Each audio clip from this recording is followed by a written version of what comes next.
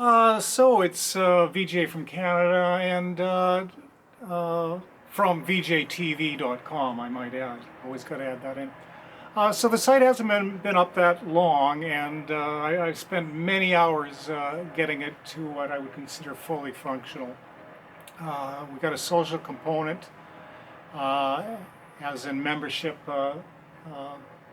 capability now. That took a while. That was the last thing to be implemented. But due to my use of Google Analytics, I've got some encouraging news. The majority of traffic has been coming from Canada, but we've had hits from the USA, UK, India, Australia, China, Singapore, Italy, the Netherlands, New Zealand, the Ukraine, and Germany. And I'm quite excited about that. It's really tough to get a site SEO friendly, and I'm no computer programmer.